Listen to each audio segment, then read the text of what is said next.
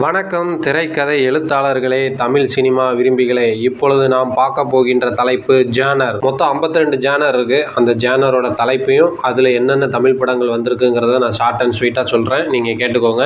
Action கைதி, adventure ஆயிரத்தில் ஒருவன், காமெடி ஜானர் பாஸ் என்கிற பாஸ்கரன், கிரைம் வேட்டையாடு விளையாடு, drama Peranbu, fantasy Puli, historical Periyar, horror Pizza, mystery Ratsasan, romance 96, science fiction Enthiran, thriller Thani Oruvan, western இரும்புக்கோட்டை முரட்டு சிங்கம், அனிமேஷன் கோச்சடையான், பயோகிராஃபிக்கல் சூரரை போற்று, மியூசிக்கல் சர்வம் Thaalamayam, war Thevar Magan, super natural Eeram, satire Tamil Padam, family Thangamagan, coming of age autograph, teen boys, political Mudhalvan, spy Vishwaroopam, psychological Anniyan, disaster Oru Kidayin Karunai Manu, sports Ethirneechal, road movie Payanam, heist Sathuranga Vettai, neo noir Aaranyakaandam, legal courtroom Nerkonda Paarvai, medical Mersal, martial arts Ezham அறிவு,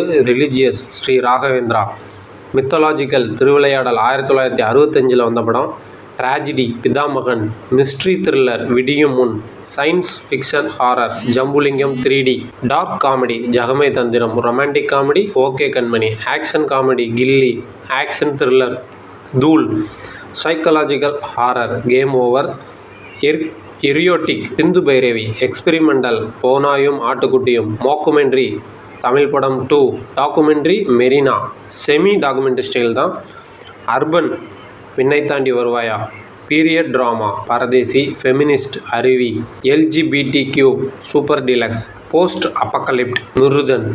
இதுதான் மக்களே மொத்தம் 52 genre.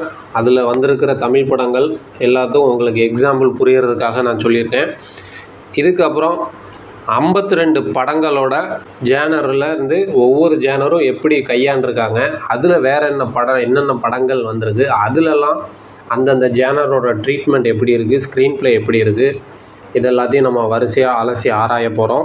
இந்த ஜேனர்ஸை நீங்கள் மனப்பாடம் பண்ணலாம், இல்லைன்னா ஒரு இது பண்ணி வச்சுக்கிட்டிங்கன்னா நீங்கள் எப்போ திரைக்கதை எழுதும் போதுனாலும் முதல்ல தேவைப்படுறது ஜேனர் தான். நம்ம எந்த கதையில் ஜேனர் பண்ணுறோம், ஆல்ரெடி நம்ம தமிழ் சினிமாவில் இந்தியன் சினிமாவில் என்ன படம் வந்திருக்கு, உலக சினிமாவில் அதை எப்படி உபயோகப்படுத்தியிருக்காங்க அப்படிங்கிறது பார்த்துக்கிறது ரொம்ப ரொம்ப நல்லது.